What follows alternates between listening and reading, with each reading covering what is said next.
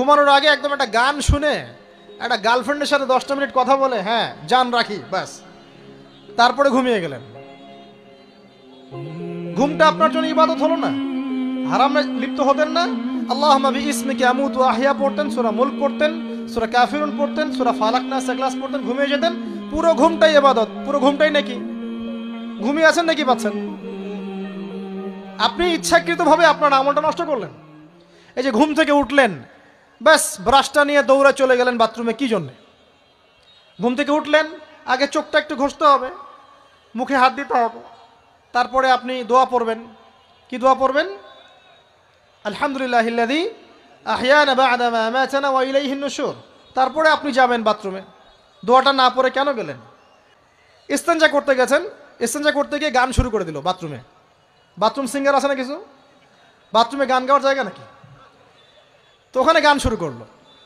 বাথরুমে গান গাবেন কেন? আপনি ঢোকার সময় বলবেন কি? বিসমিল্লাহ আল্লাহুম্মা ইন্নী আউযু বিকা মিনাল খুবসি ওয়াল খাবাইস। এরপর ইস্তেঞ্জা করবেন, তারপরে আপনি গুফরানাকা বলে বের হয়ে আসবেন। পুরো ইস্তেঞ্জার সময়টুকু নাকি? নামাজ পড়তে দাঁড়িয়েছেন, এখানে রিয়া কোনো লৌকিকতা থাকবে না, লোকজন আমাকে দেখছে আমি ভালো করে নামাজ পড়ি এমন থাকবে না। নামাজে দাঁড়িয়েছেন আল্লাহর জন্য খালেস। এখন আল্লাহ আপনার মাঝখানে আর কেউ নাই, আল্লাহ আপনার মাঝখানে আর কেউ নাই। এমনকি যা ইচ্ছা তাই নামাজ পড়বেন? একদল বেরোইছে, এখন দেখি 2 ওয়াক্ত নামাজ পড়ে। তাদের বক্তব্য হচ্ছে যে 5 ওয়াক্ত নামাজ নাকি কোরআনে নাই, আর ওরা খালি কোরআন মানে হাদিস নাকি মানে না। কত যে ফেরকা এখন বেরোইছে আল্লাহ ভালো জানে। তো 5 ওয়াক্ত নামাজ কোরআনে নাই বলে, সুবহানাল্লাহ। তো 2 ওয়াক্ত নামাজ পড়ে। তো এখন নামাজ কি মন গরম হবে পড়লেই হবে? ফজরের নামাজে দাঁড়িয়েছেন, ফজর নামাজ কয় রাকাত? 2 রাকাত। এখন আমি যদি বলি নামাজ তো ভালো কাজ, 2-এর জায়গায় 4 পড়লে কি সমস্যা ফজরে? যদি এমনটা বলি হবে? কেন হবে না? কারণ নবী সাল্লাল্লাহু আলাইহি ওয়াসাল্লাম 2 পড়েছেন, আমাকে 2 পড়তে হবে, সিম্পল। 4 পড়লে আপনার নামাজ বাতিল। ফজরের নামাজ 4 রাকাত পড়লে নামাজ কি বাতিল হবে না? মাগরিবের নামাজে দাঁড়িয়েছেন 3 রাকাত নামাজ, তখন আপনি মনে চিন্তা করছেন না 3-এর জায়গায় আমি 4 পড়বো, 5 পড়বো। নামাজ তো ভালো জিনিস, বেশি করলে কি সমস্যা? সব কিছু বেশি করতে হয় না। রাসূলুল্লাহ সাল্লাল্লাহু আলাইহি ওয়াসাল্লাম যা দিয়েছেন তাই করতে হয়, এর নাম সুন্নত। বাইরে গেলে হবে কি? বেদাত। প্রত্যেকটা কাজ খেয়াল করতে হবে। তো প্রত্যেকটা আমল এভাবে। নামাজ, এই যে রোজা, রোজা রাখবেন রমজান মাসে, রোজা রাখলে এটা ফরজ। আর আপনি চিন্তা করেন রোজা তো ভালো জিনিস, আমি রমজানেও রাখবো, শাবান পুরো 2 মাসে রাখবো, হবে? দেখেন নফল বিষয়টা আলাদা, আমি ফরজের কথা বলছি। কেউ যদি মনে করে ফরজ রোজা আমি 2 মাসে রাখবো, রমজানও রাখবো, শাবানেও রাখবো, রোজা ভালো জিনিস করলে কি সমস্যা হবে? হবে না। এভাবেই হজ করতে হয় ওইখানে আরাফার মাঠে। আপনি মনে করেন কুড়িগ্রামে হজের একটা জায়গা বানাইলাম আমরা, মনে করেন কথার কথা, এমনও কিন্তু জায়গা আছে মানুষ অন্য জায়গায় হজ করে, কিন্তু আপনি ভাবছেন এমনি এমনি বলছি। এমন অনেক ফেরকা আছে মুসলিমদের মধ্যে, মুসলিম নামধারী, এগুলো মুসলিম না, হজেরও জায়গা বানাইছে আলাদা, ওখানে হজ করে, ওখানে তাওয়াফ করে। এখন হজ যেখানে করতে হবে ওখানে না করে যদি এখানে করি হবে? হবে না। যাকাত দেওয়ার একটা লিমিট আছে, এইটুক দিতে হবে।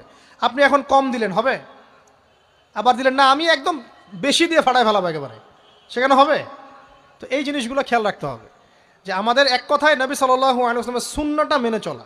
আমলের ক্ষেত্রেও একইভাবে, আপনার অর্থনৈতিক জীবনেও নামাজ রোজা হজ জাকাত আপনার পারফেক্ট। এবার আপনি এসেছেন অর্থনীতির ক্ষেত্রে, এসে মাশাআল্লাহ দাড়ি টুপি জুব্বা নিয়ে মাপে কম দিচ্ছেন, চলবে? দাড়ি টুপি জুব্বা আছে, মানুষকে ঠকাচ্ছেন, মজুদ করছেন, সিন্ডিকেট করছেন, অনেক সময় সরকারকে বিব্রত করে ফেলছেন, মাল মজুদ করছেন, দাম বেড়ে যাচ্ছে, বিব্রত হচ্ছে সরকার, হবে? দাড়ি টুপি পাগড়ি জুব্বা পরে, ভিতরটা আগে। ইমান ভিতরে না থাকলে দাড়ি টুপিতে লাভ আছে?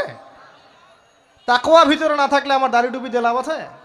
মুহসিন হতে হবে। সো ইকোনমিক সেকশনে গিয়েও নবীর আদর্শ ভুলে যাওয়া যাবে না, সেখানেও তার আদর্শ মেনে চলতে হবে। এভাবেই সমাজ জীবন পরিবার সর্বক্ষেত্রেই নবীর সুন্নাহ মেনে চললে পরে ওই ব্যক্তিকে উত্তর দেওয়া যাবে ইনশাআল্লাহ, তিনি আমাদের নবী মুহাম্মদ রাসূলুল্লাহ সাল্লাল্লাহু আলাইহি ওয়াসাল্লাম। সর্বশেষ গিয়ে বলা হবে কিভাবে জানলে?